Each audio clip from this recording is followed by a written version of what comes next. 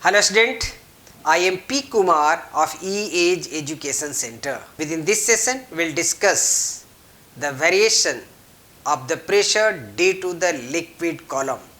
Liquid column के कारण pressure कैसे वेरी करता है उसके बारे में हम लोग इस सेशन में डिस्कस करेंगे। The pressure due to the liquid column, ये कोई एक ऑब्जेक्ट है that is placed inside the liquid, इसके ऊपर pressure due to the liquid column कैसे एक्ट करेगा ये हम लोग देखते हैं। तो देखिए यहाँ पर जो प्रेशर एग्जर्ट करेगा परपेंडिकुलर टू द सरफेस, यहाँ पर जो प्रेशर एक्ट करेगा इस perpendicular on to into the surface, perpendicular to the surface और इनटू द सरफेस। ये इस तरह से हमारे पास यहाँ पर ये जो प्रेशर एक्ट कर रहा है या फोर्स एक्ट करेगा perpendicular to the surface into the object. अगर फिर उसी तरह से हम प्रेशर की बात करते हैं, ये अगर ये कोई लिक्विड लेयर है, ये कोई दूसरा लिक्विड लेयर है और A, B and C are the 3 point in the same level, horizontal level में A, B, C are the 3 point in the same level, same horizontal plane में है, तो A पॉइंट का प्रेशर, B पॉइंट का pressure and C point का pressure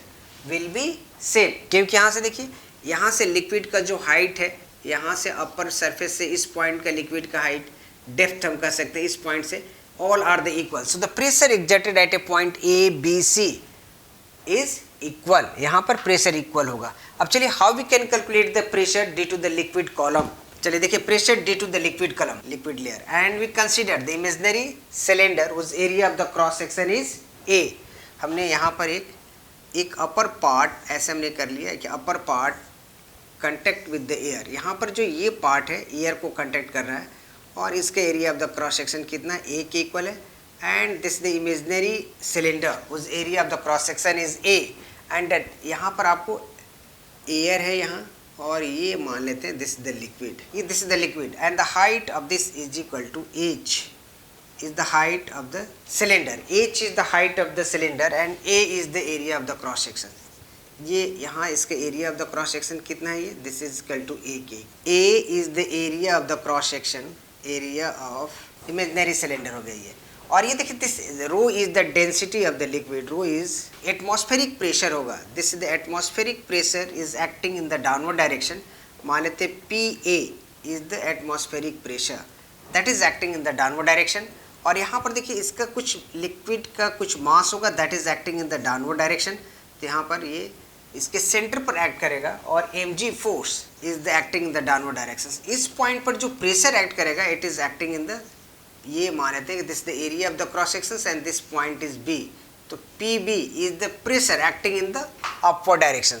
so the force acting in the upward direction P into A, PA into A is the, and PB यहाँ का pressure B है, area of the cross section A है, तो PB is the at lower part of the cylinder eight, चलिए देखिए downward directions में जो force add कर रहा है P1 into A it is acting in the downward direction, ये आपको डाउनवर्ड डायरेक्शंस में ऐड कर रहा है, ये किस तरफ ऐड कर रहा है, it is acting in the upward directions. यहाँ पर हम ऐसे कह सकते हैं कि ये आपको यहाँ पर ये डाउनवर्ड डायरेक्शंस में, ये आपको अपवर्ड डायरेक्शंस में।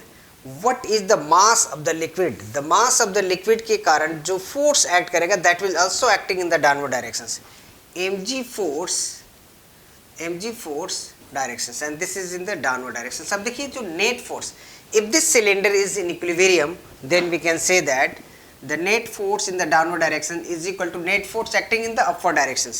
so the net force, देखिए यहाँ पर net force in the downward direction में कौन कौन सा होगा, ये P1A plus mg force is acting in the downward direction। और यहाँ पर हम इसको ऐसे भी लिख सकते हैं P इंटू ए और मास of the liquid, mass of the liquid देखिए क्या होगा, मास of the liquid volume into density, volume अगर हम लोग को मास, डेंसिटी को हम लोग कैसे डिफाइन करते हैं, density is equal to mass upon volume.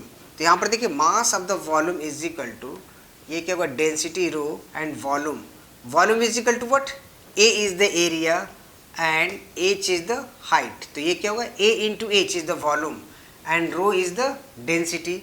तो यहाँ पर M is equal to rho A G और यहाँ पर A G is the acceleration due to the gravity. तो this force is acting in the downward directions, upward directions में force कौन सा एक्ट कर रहा है, ये upward direction the force is acting is equal to, ये देखिए upward directions the force acting is equal to PV into A. Force must for the equilibrium the net force must be equal to 0. अब यहाँ पर इसको देखिए मिटा देते हैं ये. Net force must be equal to 0. Equilibrium for Virium net force is equal to 0. Net force is 0. It means that the downward direction force is equal to upward direction force. तो downward directions में force is equal to कितना है ये? Net force is 0. It means that is equal to net force. देखिए ये downward directions के force को हम लोग क्या लेते हैं ये?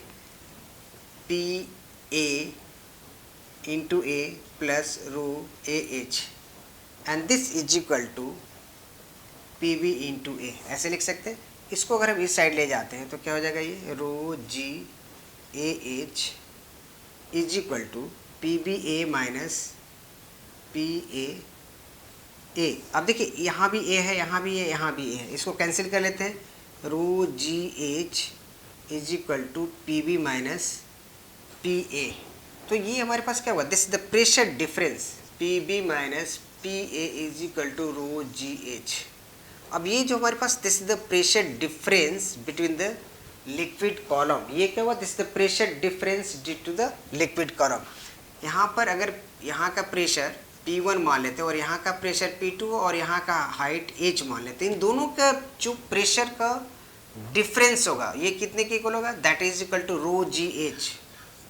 Rho ji h. We see that here it does not depends upon the area. Area के ऊपर डिपेंड नहीं कर रहा है. ये किसके ऊपर डिपेंड कर रहा है? Density of the liquid and H is the height. So the pressure due to the liquid column is equal to rho ji h. ये हमारे पास प्रेशर डिफरेंस हो गया. ये